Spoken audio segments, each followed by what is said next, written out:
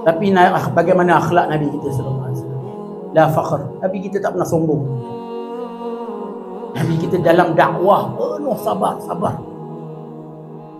Bahkan ulama kata Nabi kita sayyidus sabirin, penghulu orang sabar. Kalau dia himpunkan kesabaran semua anbiya nak lawan dakwah Nabi, sabar ni Nabi kita dalam dakwah tak boleh lawan. Nabi kita diuji daripada kecil dah. Daripada lahir Nabi sallallahu alaihi wasallam lahir dalam keadaan ayah dah tak ada dah. Bila lahir ayah tak ada, kemudian nak ikut adat orang Quraisy ketika itu dihantar kepada Sayyidatina Halimah As-Sa'adiyah, ibu susu dia. Kemudian lama duduk dengan Sayyidatina Halimah sampai peristiwa pembelahan dada. Pulang balik dekat mak dia, duduk dengan mak 2 tahun. Kurang lebih 2 tahun tuan-tuan. Tak lama berjalan dengan mak ziarah makam ayah di Madinah. Balik mak dia sakit meninggal pula. Tak sampai 2 tahun dengan mak meninggal. Kemudian dijaga pula oleh atuk. Atuk punya sayang. Atuk punya sayang, punya jaga tuan-tuan. Pun tak sampai 2 tahun. Umur 8 tahun datuk pula meninggal. Dijaga pula oleh pakcik tuan-tuan. Dan pakcik dia Abu Talib, orang yang paling susah. Kalangan pakcik-pakcik ni yang paling susah. Tapi ini yang paling sayang Nabi SAW. Dan Nabi hidup begitu. Nabi tak hidup cara orang senang, hidup keadaan orang susah. Abu Talib ni dalam keadaan susah dia makan pun susah. Makan pun susah. Cuma Abu Talib ni cerdik. Dia nampak keberkahan Rasulullah SAW. Dia tahu kalau makan tak ada Nabi Muhammad, makan tak cukup. Anak makan makanan banyak macam mana pun tak cukup. Anak lapar dia pun lapar. Tiap kali makan dia mesyuarat kena tak boleh macam mana pun kena tunggu bahan. Dia Nabi makan baru cukup, baru kenyang. Ni Abu Talib. Kemudian sehingga Nabi jadi Rasul. Nabi dah jadi Rasul, kemudian dia dapat dakwah. Tuan-tuan, dahsyat.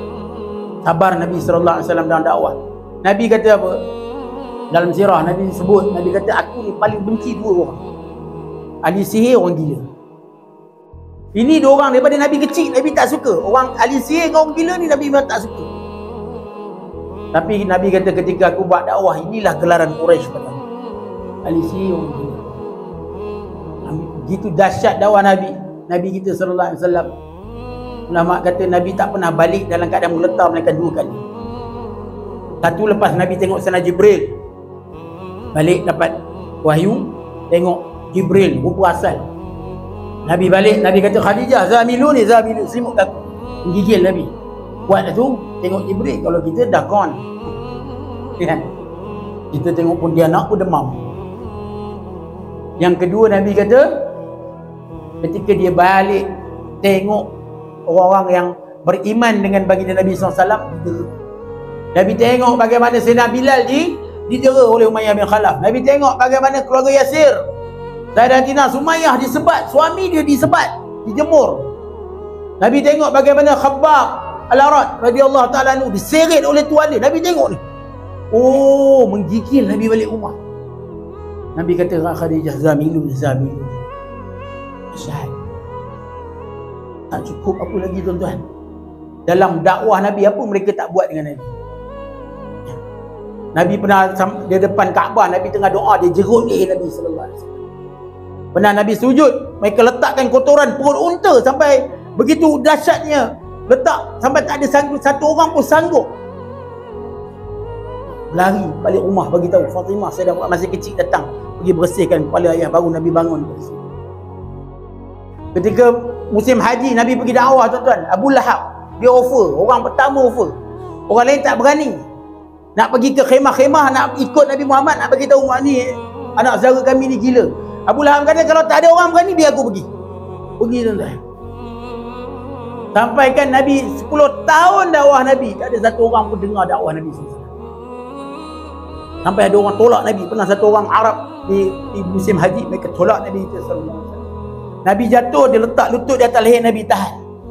Satu orang wanita yang dalam khemah haji tu tengok, dia kata siapa nak tolong lelaki ni, siapa nak tolong? Tak ada satu orang pun tolong. Dalam peperangan pun begitu kan, Nabi jadi attack. Nabi sabar Nabi dengan musuh-musuh Nabi SAW.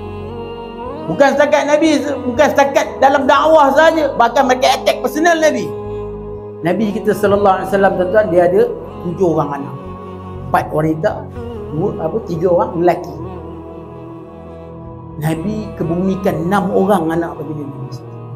1 orang ayah yang Allah uji, 6 orang anak yang Nabi sendiri tak nak kebumikan.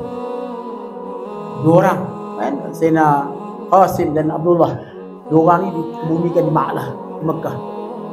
Kemudian 3 orang lagi, anak perempuan Nabi, Ruqayyah, Zainab, Ummul Kalsum, dikebumi di Madinah, di Baqi'. Dan seorang anak lelaki Nabi SAW, Sayyidina Ibrahim, meninggal di atas riba Nabi SAW. Bila meninggal Sayyidina Ibrahim, seronoknya musuh-musuh Nabi SAW. Kalau kita hari ni anak meninggal, orang semua ucap simpati, orang ucap takziah. Tuan-tuan, Nabi kita tak. Bahkan orang tepuk tangan, gembira.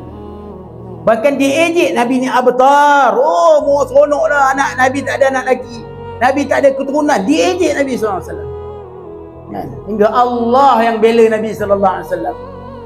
Allah turunkan, inna a'tainakal kautsar fasalli li rabbika wanhar inna syani'aka huwal abtar. Bila ulama menyebut, kata guru kami dulu, inna a'tainakal kautsar, kami kurniakan kepada kamu al-kautsar. Banyak mufassirin kata al-kautsar ni sungai dalam syurga. Ada yang mengatakan al-kautsar ni perigi. Tapi kata guru kami di Hadramut, al-kautsar ini di antara tafsir yang paling senang hati. Bila Allah kata, kami kurniakan kamu al-kautsar, zuriat yang berkah dan ramai. Tentu hari ini kita dapat keberkahan. Zuriat-zuriat Nabi duduk dengan kita, insya-Allah.